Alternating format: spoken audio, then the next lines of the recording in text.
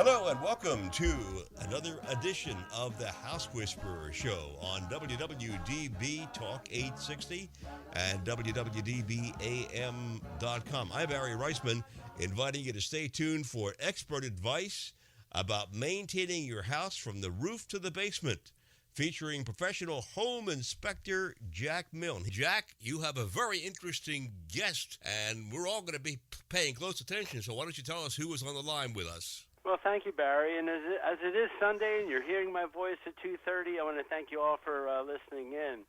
Today I've got Jim McKissick from McKissick Appraisals. And, you know, the theme of this show is where every house has a story, but every once in a while we have to step outside the box. And I like to bring in people that can help you plan to either get your house ready for sale. And that's why I wanted to bring Jim in, because there's been a lot of discussions about, should I get the house appraised or should I count on a CMA? But I'm going to save all these little questions for later. Jim, while I got you, how can people reach out to you? Oh, hi, Jack.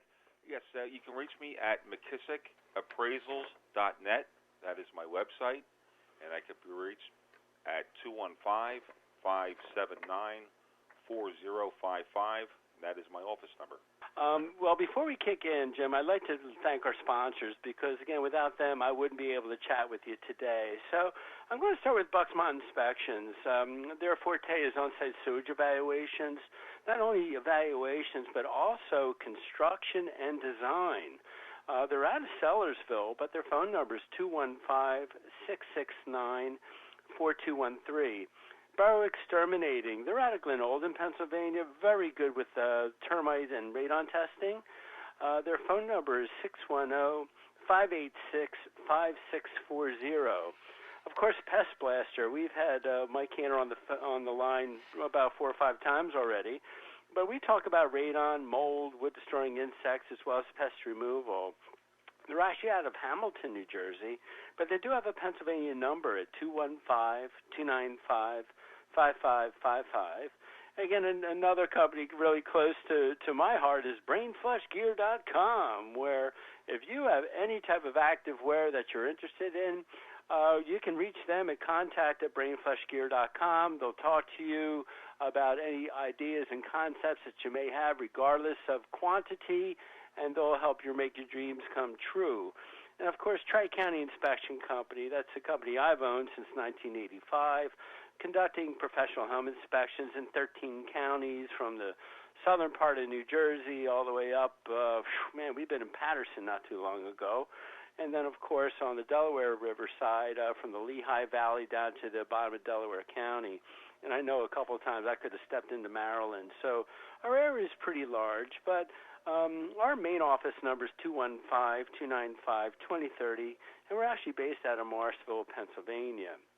If you reach out to these folks, do me a favor and just let them know that you heard their ad on the House Whisperer show, and then that way we can kind of keep apprised as to how we're doing out there in the real world. Typically from here I go right to the email box, but today I'm going to let that one go because, again, I think I want to spend quantity time and quality time with Jim McKissick. So we're going to call this segment Real Estate Appraisals, everything you need to know. Jim, you ready? I'm ready to go, Jack. All right. Well, let's start this way. Tell us a little bit about your background. Okay. Well, I'm going into my 34th year in the real estate business. The first 2 years, I worked as a real estate salesman in Northeast Philadelphia for a Century 21 Bowland. And I learned how I was 20 years old at the time. So it was 1980. Interest rates were 21.5% compared to 3-4% right now. Yeah, it's amazing. And it was a completely different way of life back then. So after a couple of years, I started, a fellow, Dan Yizzi, asked me to help him out with appraisals, and he taught me the job, and I've been doing it ever since. So, Jim, what exactly is an appraisal? How would you describe that for our listeners? Oh, Jack, an appraisal is basically my opinion of value. So a bank will call me, and it doesn't necessarily have to be a bank. It could be an attorney looking for an estate appraisal or a tax appeal appraisal, and they want me to give them what my opinion of value is as a professional real estate appraiser licensed by the state of Pennsylvania also licensed by the state of New Jersey. When you do an appraisal, I understand you probably take a bunch of pictures. How many comps do you have to do on average to base your values? I take between 4 and 9 comparables for each property. It's very important now to use listings. I always add 2 listing sales, and I try to add 4 or 5 actual sales that are right in the subject's neighborhood. The closer to the house, the better. A lot of times, realtors may give me some comps that are a mile or 2 away when there's sales right in the same neighborhood. And I really like to use sales that are in that neighborhood because that really determines an accurate market value. Okay, if your sister was buying the house or if you were buying a house, you don't want me going 1 mile away when there are comparable sales right in the same neighborhood.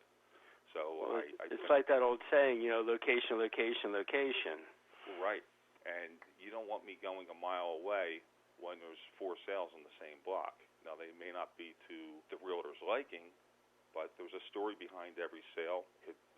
Maybe the low sale in the block could have been a divorce, or for some reason it just sold below market value. So that's why we use a lot of sales. That's why we'll put 4 or 5 sales into a report and add the listings, and we're not just hanging our hat on the one sale. Jim, let me ask you this. What training is required to become an appraiser? Well, to become an appraiser is actually, it's pretty tough to become an appraiser.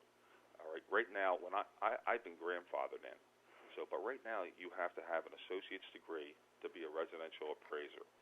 If you're asking me how to start out, you have to take classes, okay, and taking the classes will advance you to get your trainee license. And once you get your trainee license, then you go and you'll find a mentor appraiser. So someone like me, I would take you under my wing, and you would basically be in a trainee position. In the meantime, you'd be going out doing inspections with me. You'd be taking courses also, and I think it's 150 hours that you need to take. You also need to have 2,000 hours of training experience. So that means you're going to be with me for a long time. It's almost like a year that you're going to ride in the car, and I'm going to show you the tricks of the trade, how to do an appraisal, how to do an accurate appraisal. Hopefully by then you'll be ready to apply for your license and take the test. It's when you describe that to me, Jim, it sounds a lot like as to what it becomes to become a home inspector. Now, the difference between your profession and mine, which is ironic in my eyes, is you need to be licensed, but as a home inspector, I don't. But they still do require mentoring of home inspectors. We have to have at least 100 inspections conducted with a mentor. We have to pass a test and all that kind of good stuff. But it sounds very similar to becoming a home inspector. Right, and Jack, I am not an inspector. I'm an appraiser. Everybody makes that assumption that, the inspector's coming today. I'm not the inspector. You're the inspector. You open up the guts of the home. You're up on the roof. You're in the crawl space. You're the Army. You're out in front there. Okay? Yeah, we're in the trenches. You can tell the way we dress. I'll go there with a suit coat on, and you're in overalls. Exactly. And I'm there to put a value on the property, and I'll do a visual inspection of the property. If I see that it needs a new roof, I'll note that in my report. If I see anything, if I see oil dripping from the oil tank, I'll ask for someone that's qualified to take a look at it, and then I'll make it part of the appraisal. But I'm not actually crawling into the crawl space. I'm visually looking into the crawl space, but I'm not actually in the crawl space like you are. So I'm doing the appraisal. I'm not inspecting. I'm not guaranteeing that there is not a problem, or if there is a problem. But if I see any red flags, I report them and I put them in my appraisal. And then we have the roof inspector or heating inspector, so on. They take the next step. I want to ask you one more question, then I think we're going to have to take a break. How has the real estate downturn affected the appraisal business? Well, up until July, it was, I hate to say it, but it was really good because the interest rates kept getting lower and lower. So back in 06 and 07, basically when it started the downturn, interest rates were at 6%. Then all of a sudden interest rates fell to 5, so people started to refi at 5. And then the interest rates dropped to 4 and to 3 and then to 2. And each time, owners kept saying, well, this has got to be the bottom. It's not going to go any lower than 4. Then all of a sudden it goes lower. And I've been to the same house sometimes 7, 8 times. Like I said, I started out back when they were 21.5%. So they've come from 21.5% all the way down to 2.5%. A lot of people have refied their homes many, many, many times. But now we're at the bottom. So I don't know where you can go. You're not going to go to 1%. Yeah, I don't think so. And now we have a new person in the Fed, and I think she's going to ease up on the buying of those $80 billion of bonds a month. And so I anticipate a little bit of a creep in in our interest rates for mortgages coming up. Right. And that last time they went up 1% in July, that kind of froze everybody. The market was really getting hot, and all of a sudden that 1% interest rate rise in July kind of put it on the back burner, the decision making on the back burner. Let's take a quick break. Let's listen to the sponsors, and when we come back, we're going to talk about how banks have changed their business practices since the downturn. So hang on there with us, guys. You're listening to the House Whisperer, and we'll be right back on WWDB. Okay, and Jack Milne is here as always, and our special guest today is Jim McKissick. When you mentioned that 21.5% interest rate, I got a shudder. I remember those days, and I hope they don't come back. We'll be right back right after this.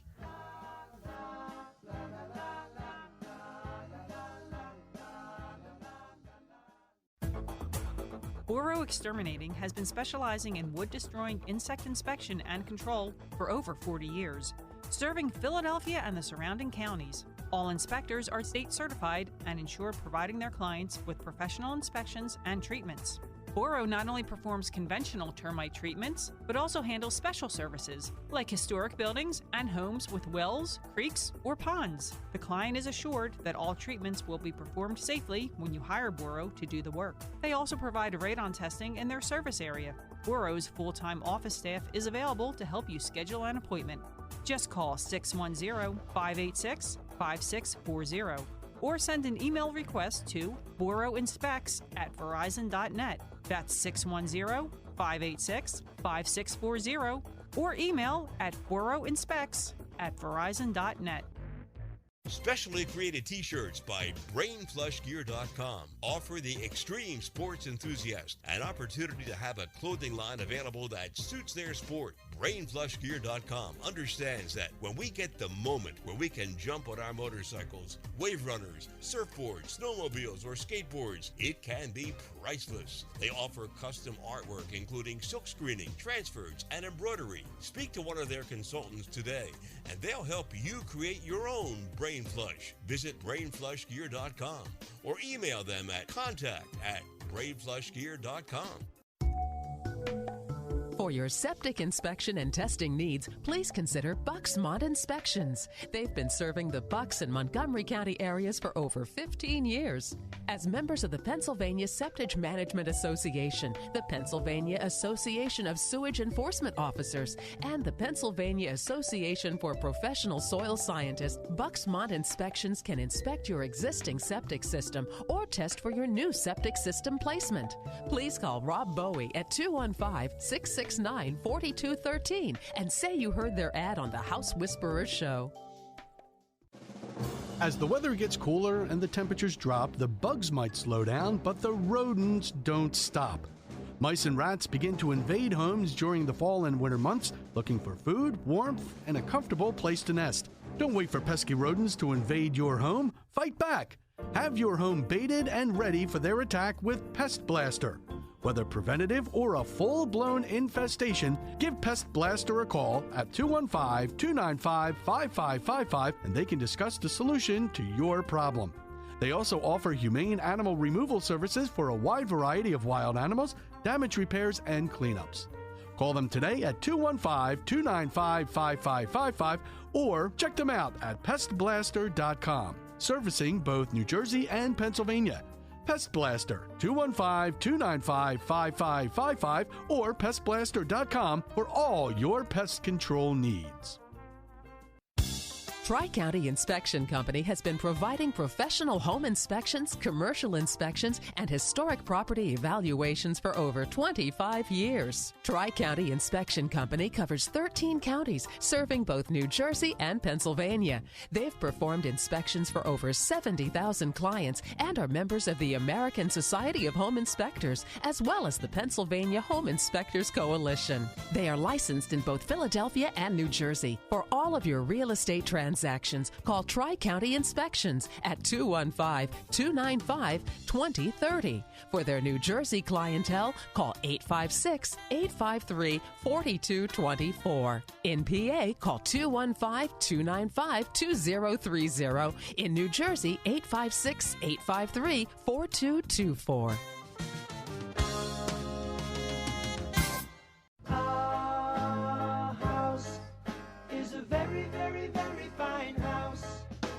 And we are back with the House Whisperer Show here at WWDB with the House Whisperer himself, Jack Milne, and our special guest, real estate appraiser Jim McKissick. Well, thanks, Barry.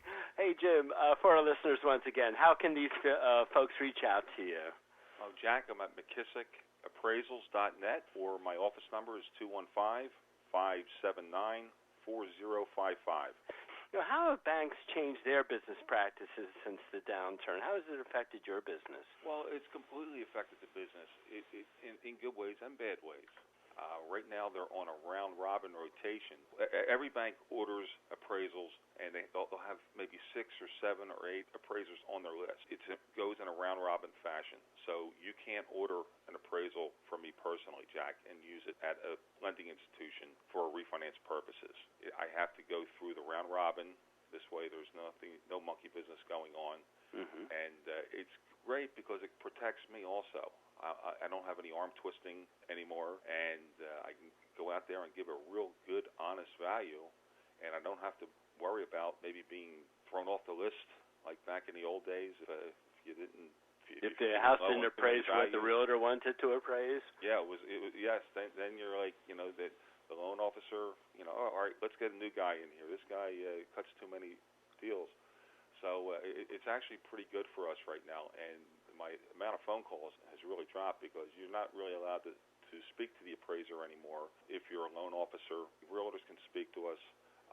They don't want any arm twisting, so they just want us to give a good, accurate value, supported by good, accurate comps. So, one of the points that I brought up at the beginning of the show, and being a home inspector, I think we try to get as much knowledge as we can. But if you're ready to put your house up for sale, should you get an appraisal first, or should you maybe count on the CMA, which is one of those comparable market analysis? Right. Well, Jack, typical appraisal fees are $350. I'm a disinterested third party. I'm not a realtor. I don't have any interest in whether you sell your house or not. You're asking me to put a value on your home. I'm going to give you the best comps available out there, and I'm going to give you the worst comps that are out there. I'm going to tell you every home sale that is in your neighborhood. I'm going to describe as accurate as I can what was in the home and put it on the grid sheet and comp it out and give you a really good, honest value. I'm not hiding the bottom sales. I'm not hiding the top sales. My job is to give you good value, and it's not to sell your house. So I would say a $350 investment in an appraisal would be a definite, if I was going to sell a home. And folks, the reason I wanted to bring this point up is that, my mom owns a house down in Pompano, and she's older now. She hasn't been down there for about 2 years, and she asked me to help her sell it. So not knowing the market and not having my literally boots on the ground to see this unit in about 10 years, I did ask for an appraisal. They bought this house back probably 15 years ago for like $85,000. So I didn't know if a realtor, if she wanted to flip it at $150 just to get a quick commission and let it go, or is it worth $170? And when we got the appraisal back, and for the condo, it was about $3.25, Jim. I found out that the house was actually worth $199,000. So now I could present those numbers to a local realtor and go in, literally feet first and know how to go ahead and market the property. So I found that money was worth every cent. Think about that, folks, if you're getting ready to sell your house. And that leads into my next question, Jim. I mean, how good should how long should a good appraisal last? shelf life, kind of? That's a tough question, Jack, because really there is no shelf life. I mean, let's say a month is a decent shelf life because properties come on the market every day. Properties sell every day. They close every day. Every month they're going to have new comparable sales. I'm not using the same comparable sales. I'm using the most recent data. If a new listing comes on the market, and all of a sudden the market, you have your house up, there's 3 sales in the block that sold for $300,000, and all of a sudden a house is listed for $290 in your development. Well, what does that tell you? It tells you, maybe home prices are going down, and not everyone always assumes that real estate appraisals or real estate values are going up. That's why it's important to have the listings included, because the listings tell the story of what's going on today. The sale that may have occurred 6 months ago, interest rates may have been a point less back then. But those listings are very important right now. So that kind of leads me to my next question. And so it sounds like active listings, do they help you or do they hinder you? Yeah, no, they definitely help me. I add 2, sometimes 3, and all of a sudden, like right now, there's a dearth of listings. There's not many listings out there, so it's like I did a couple appraisals today, and 2 of them, I couldn't find any listings in the development, which I haven't seen that in 6 or 7 years. And that tells me also that, hey, this is a popular development right now. So I'm expecting to see sales increase with the next listing that comes on the market. I would imagine the realtor would say, hey, this is, look at this, I haven't been any listings. Let's bump the price up. And then that's when my job gets hard, because I'm using comparable sales from 6 months ago or 3 months ago or 9 months ago. Now all of a sudden, it's supply and demand. There's only one house. You put the house up for sale today. You go, hey, let's try to bump it up an extra $20,000, because that's the realtor's job, is try to get you as much money as you can. And then all of a sudden, I'm trying to comp that out with sales that sold a couple months ago, that let's just say for $300,000, and this sells in one day for $320,000. That makes my job really tough. Yeah. So I have to find a way to either justify it or say, this is not worth it, or it is worth it. But I have to prove it. Now, we talked a moment ago. I think you mentioned, about what, $375 for an appraisal, Jim? Is there? That's $350 I charge. When I was in Florida, I guess a week or so ago, again, I ordered an appraisal on my mother-in-law's house. So now I got a mother selling a house in Pompano. I got a mother-in-law who's selling a house in Stewart, and that was about a 3,000 square foot, what I call U-shaped ranch, Jim, and they charged me. He said it'd be about $395. And of course, markets are markets are markets. What are the variables where you determine price range? I mean, is it like as a home inspector, I have a different rate for a townhouse versus a single-family home, for example. Is that similar with appraisals? Every appraiser is different. I charge $350 for pretty much everything. Now, unless it's some really oddball property that was built in the 1920s and it's 7,500 square feet and there aren't no comparables out there for it, and I have to spend an awful lot of time, I may say, hey, maybe I can get an extra $100 for this.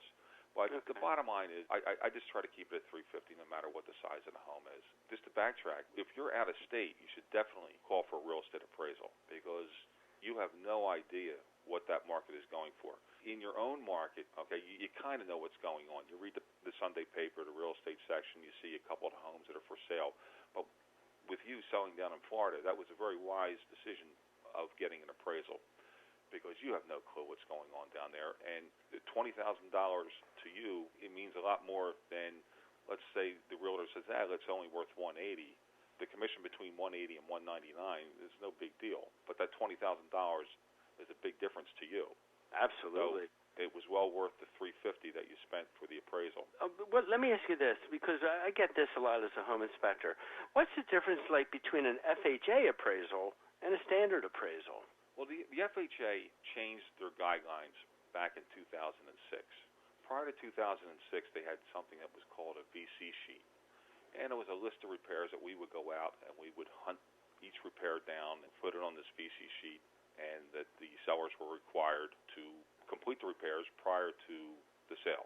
But since 2006, FHA has relaxed their requirements.